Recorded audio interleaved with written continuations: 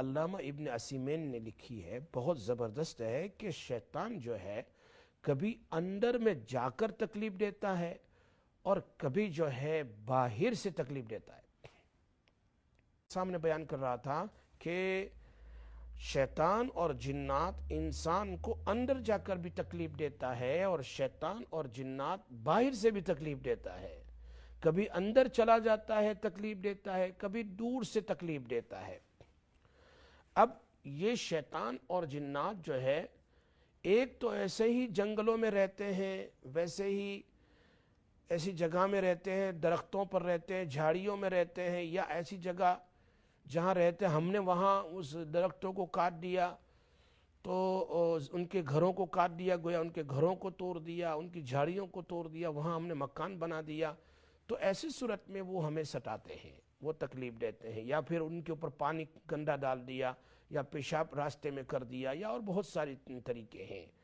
یا رات میں قبرستان چلے گئے، یا اسی طرح پارک میں چلے گئے، تو ایسی جگہوں میں یہ ان کی جگہ ہوتی ہے، رہنے کی جگہ۔ نبی اکرم صلی اللہ علیہ وسلم نے ان کو بیان کیا کہ آپ آؤٹ آف شہر رہیں، آؤٹ آف ٹاؤن رہیں، لیکن اگر لوگوں نے ان کی جگہ میں مکان بنا دیے تو ظاہری بات ہے کہ وہ انہی کی جگہ ہے، وہیں جہاں رہتے ہیں، پھر گھر کے اندر میں وہ رہائش کر لیتے ہیں۔ بہت سارے لوگوں کو میں نے دیکھا ہے جنہوں نے ان کی جگہ میں مکان بنا دیا یا درختوں کو کاٹ دیا ہے جہاں اس قسم کی وہ مخلوقات رہتی تھی، تو پھر بعد میں ان کے بچوں کو پریشان کیا اور ان کو بھی ختم کیا، پھر نسلوں میں اس طریقے سے، اور گھروں میں تباہی مچا دی۔ یہ بہت ساری ایسی صورتیں ہیں۔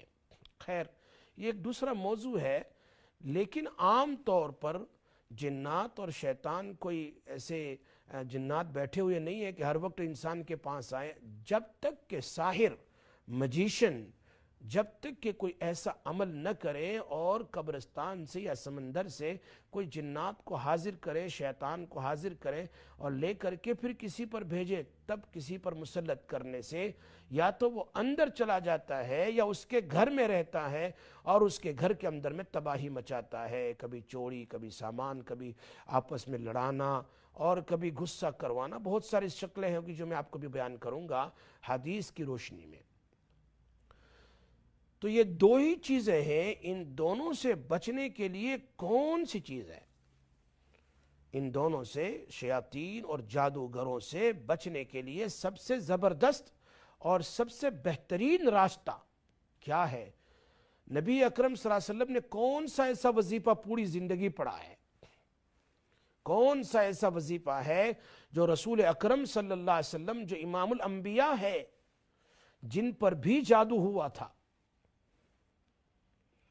ان پر بھی جادو ہوا تھا، ان کے جو داڑھی کا بال یا پھر ان کے جو سر کا جو بال تھا وہ کنگھی سے لے لیا گیا، کسی بچے سے منگوایا گیا اور اس پر 11 نوٹ لگائے گئے، اور اس کو پھر ایک پام ٹری جو ہے، کھجور کا درخت، جو اس کے جو کھوشا ہوتا ہے، بنچ ہوتا ہے، اس کے اندر میں اس کو رکھ کر کے کنویں کے اندر میں ڈالا گیا۔ یہ صحیح حدیث ہے بخاری شریف کی، مسلم شریف کی، کہ نبی اکرم صلی اللہ علیہ وسلم پر بھی جادو کیا گیا ہے۔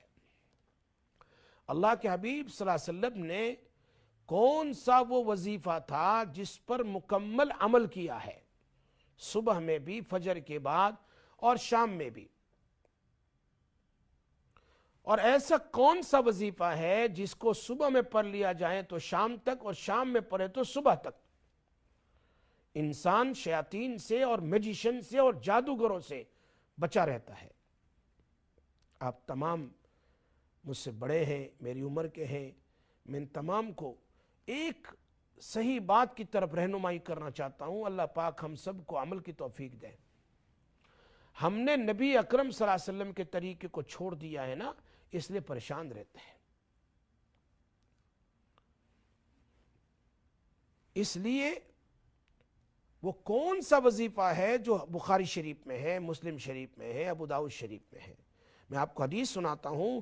نبی اکرم صلی اللہ علیہ وسلم نے بیان فرمایا، سب سے پہلے بخاری شریف میں، ما من بنی آدم مولود الا یمسہ الشیطان حین یولد فیستحمل سارقا من مس الشیطان۔ جب کسی عورت کو بچہ پیدا ہوتا ہے, whenever a child born, straight away the shaitan runs towards the child. Straight away the shaitan runs towards the child. اور اس کو کوئی ایسا چوکا لگاتا ہے, پنچ لگاتا ہے, جس کی وجہ سے وہ چائلڈ روتا ہے, وہ بچہ ہو یا بچی, وہ روتی ہے. یہ بات بخاری شریف میں ہے. معلوم ہوتا ہے کہ پیدا ہوتے ہی شیطان پہلے بچے کو چھیڑ دیتا ہے. پیدا ہوتے ہی شیطان سب سے پہلے بچے کو ایک چوکا لگا دیتا ہے, اس لیے بچہ روتا ہے.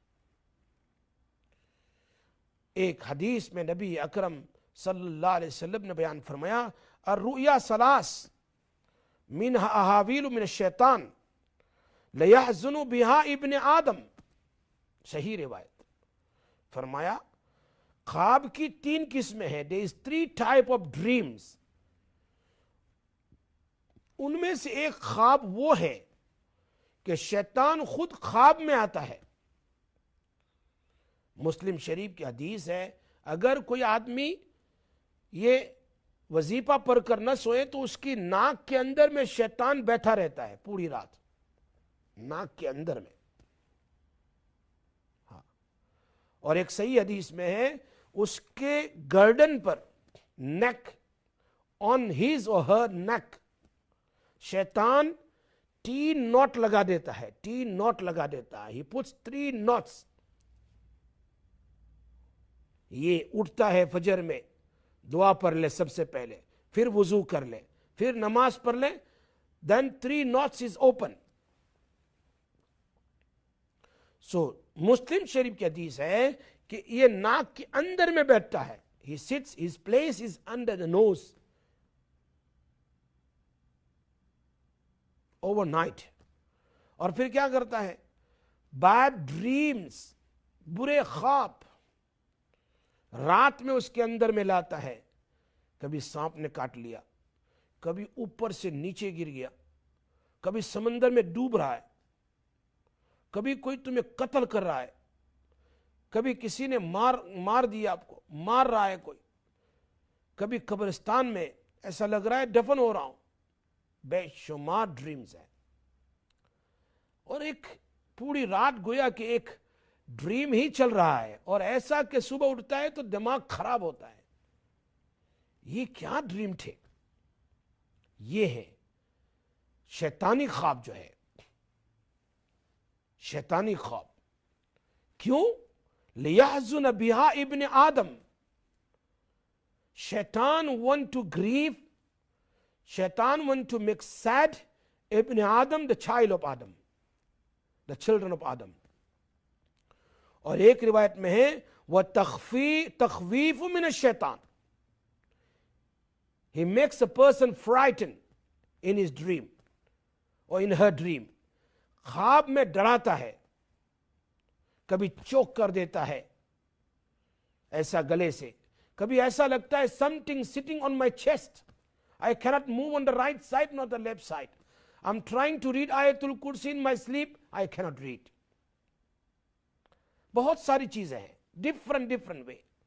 کبھی ڈرانے کی شکل میں, اور کبھی انسان کو سیڈ کر دیتا ہے, اس کو غمگین کر دیتا ہے, make him so much worried.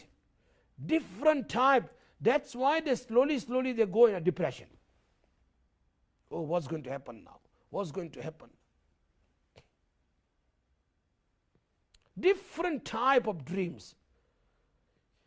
یہ دونوں چیزیں حدیث میں ہیں, نبی اکرم صلی اللہ علیہ وسلم نے بیان فرمایا. اور تیسری روایت بھی ترمذی شریف میں ہے, ابن ماجہ شریف میں بھی ہے. حمنہ بنت جہش رضی اللہ تعالیٰ عنہ فرماتی ہے, سسٹر ان لا آف نبی صلی اللہ علیہ وسلم, کہ کبھی کبھی شیطان عورتوں کے ساتھ